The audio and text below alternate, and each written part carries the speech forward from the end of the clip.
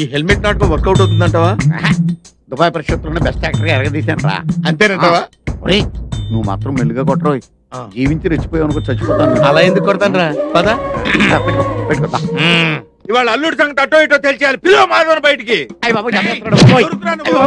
మన ఇంట్లోకి వచ్చి కొట్టుకుంటున్నారు.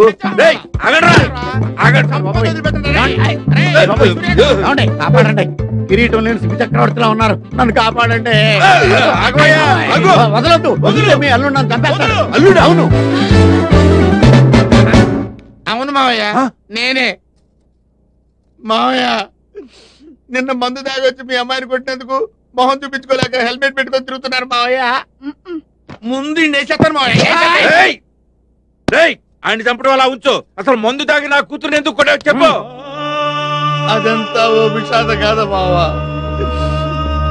జీవితంలో మందు వాసనే పండి నేను ఒక వీధిలో మందు కొడుతుంటే రెండో వీధిలోంచి పెళ్లిపోయే నేను ఒక నమ్మక ద్రోహి మాట విని కూల్ డ్రింక్ అనుకుని కూల్ డ్రింక్ లో కలిపిన మందు తాగాను మావా. ఆ మత్తులో మా ఆవిడ పట్టుకుని చిత్త కొట్టేశాను. ఆ నమ్మక ద్రోహిని ఏం చెయ్యాలి మావా? చంపేయాలి. ఇంతకీ ఎవడు వాడు? వాడే వీడు. నిన్ను చంపేస్తాను. ఏయ్ నువ్వు ఆగు. నా ఆస్తులో దాడి తుప్పు నేను వదిలిస్తా. ఏడాడు ఎక్కడా? ఇక్కడున్నావా? ఆగరా నా చేతిలో ఏం నువ్వు చేసేది? ఏం జరిగింది?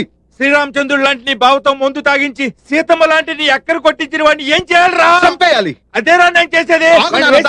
నేనున్నాగా. చంపేరా. నాశనం చేస్తారో నిన్ను.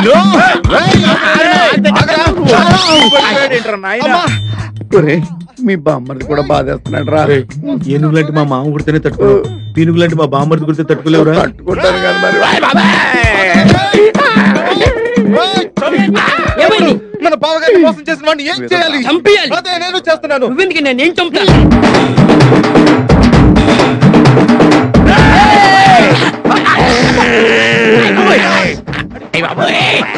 ఆడు కొట్టి చంపేలా ఉంటే ఇడు కొరికి చంపేసేలా ఉన్నాడు. దాడి కొడుకు నా ఆస్తులో పారిపోయాడు.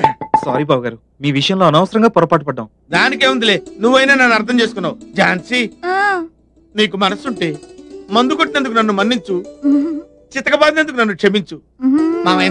అయ్యో అదేమిటి అల్లుడు గారు, ఏదో పొరపాటు జరిగిపోయింది. మీ గురించి మాకు తెలీదా? వెళ్ళమ్మా వెళ్ళు. ఆయన నమ్మబుద్ధి కావడం లేదు. మళ్ళీ రాత్రి తాగొచ్చి నన్ను కొడితే ఏమే, మొగుడిని నమ్మకపోతే పెళ్ళానికి జీవితమే లేదు. మళ్ళీ తాగొస్తే ట్రీట్మెంట్ ఇవ్వు. అలా ట్రీట్మెంట్ ఇస్తేనే మీ నాన్నగారు తాగడం మానేశారు. ట్రీట్మెంటా? అదేం ట్రీట్మెంట్ అమ్మా? టైప్ ట్రీట్మెంట్ అల్లుడు. మీ అత్త నాకు ఇచ్చింది, అమ్మాయి నీకు ఇస్తుంది. Okay done done. ఏమండి ఏమండి, రండి ఇంటికి వెళ్దాం. ఆసులోది నాకు పెద్ద రిలీఫ్. హలో, నేను లాయర్ సత్యానందాన్ని మాట్లాడుతున్నాను. అలాగా, వెంటనే హైకోర్టులో కేసు ఫైల్ చేయండి. డీటెయిల్ చెప్తాను, నోట్ చేసుకోండి. హలో హలో హలో, ఏమిటి డిస్కనెక్ట్ అయింది?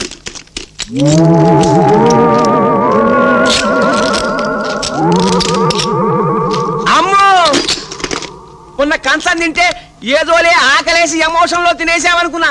టెలిఫోన్ తిన్నావుట్రా, ఇదేమన్నా కేక్ అనుకున్నావురా? క్రాక్ బాగుంది డాడీ, మేడ్ ఇన్ ఇండియా. బాగుందా? ఓరి పిల్ల పిశాచి, ఇది మాట్లాడుకునేదిరా, తినేది కాదు. పోనీ ఇది తింటా.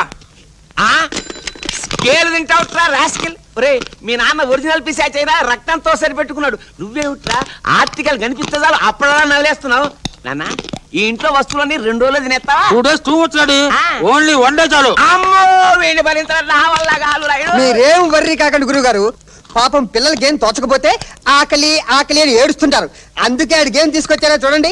బుజ్జిలు బుజ్జిలు, నీ కోసం బొమ్మలు తీసుకొచ్చా. ఆకోమ్మా ఆకో, ఆకోమ్మా ఆకో.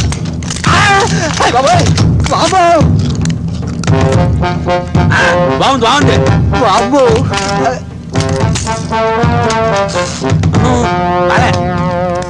అంటే బొమ్మల్లో కూడా కమ్మటివి కారానివి తీయనివి అని తేడా ఉంటాయా నీకు? వీటితో కదరా వీటిని తీసుకెళ్లి గట్టిగా నాలుగు తంతేమన్నా దారికి వస్తారేమో.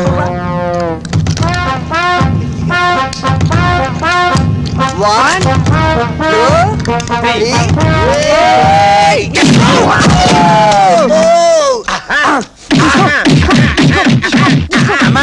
ఈగలు వాళ్తుంటాయి మేము తంతుంటే నీకు ఈగలు వాళ్ళెట్టుందిరా? రేయ్ ఈ బొమ్మలను లాగి లాగాయి ఇంట్లో కనపడ్డ వస్తువుల్ని ఏనుగులా మేసేడు వేళ ఎదవా. ఏమో తడుస్తున్నావు? దాన్ని కూడా తింటావా ఏమిట్రా?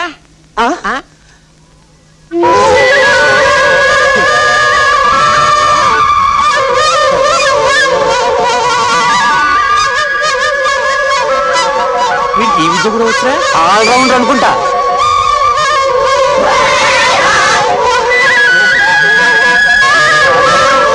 నాకు కూడా ఏడుకొస్తుంది. బాబు డాడీ నువ్వు శివరంజన్ రాగం ఆలపించినప్పుడే అనుకున్నాను రా నీకేదో కష్టం వచ్చింది. డాడీ రే పసిపిల్లాడి చేత కన్నీళ్లు పెట్టిస్తారా? తాగుతా రక్త కోలా.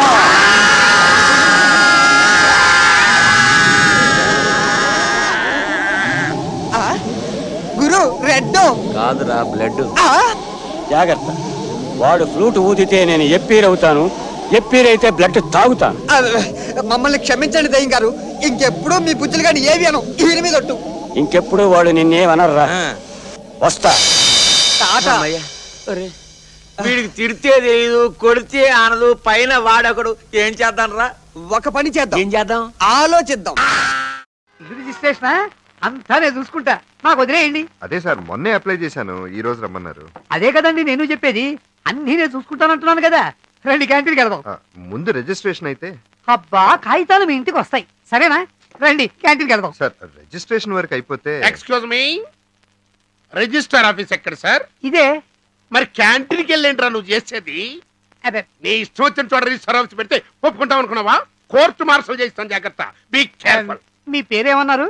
లాన్స్ నాయక్ సుబేదార్ భగత్. లాన్స్ నాయక్ గారా? ఏమిట కనపడలేదా మీ కంటికి? చేతిలో తుపాకీ ఉన్నా కూడా పెట్టలు తొల్లగా అంతనబడి మీ దృష్టికి. మరి కాదా? ఉండవే స్వామి, అంటే మీసారులు ఎంటుకులు నిక్కబొడుచుకుంటే ముళ్ళ పంది అనుకుంటున్నారా? మరేంటి ఉండవే స్వామి? అది కాదయ్యా, గబుక్కుని చూస్తే చిన్నపిల్లల చేతిలో చాక్లెట్లు పెట్టి ఎత్తుకుపోయే వాళ్ళ కనిపిస్తున్నాడా? నిచ్చోడా ఫేస్ కదా చూడాల్సిందే. మనసు చూడవే స్వామి, మనసు చూడవే స్వామి, మనసు చూడవే స్వామి.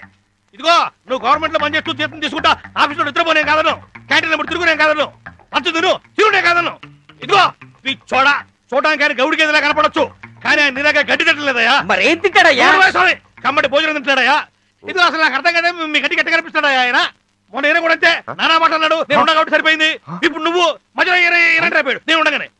ఇట్ట కనుక ఊరుకుంటే రేపు పొద్దున చిన్నపిల్లలు కూడా ఏదో వచ్చాడు అలా ఉన్నారో చూస్తుంటే అనంటారా? మీరు మాత్రం ఎందుకు ఊరుకోవడం?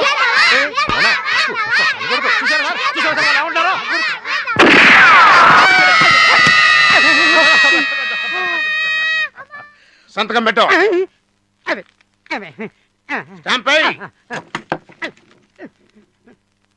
నేను దేన్నైనా సహిస్తాను కానీ కరప్షన్ మాత్రం సహించను.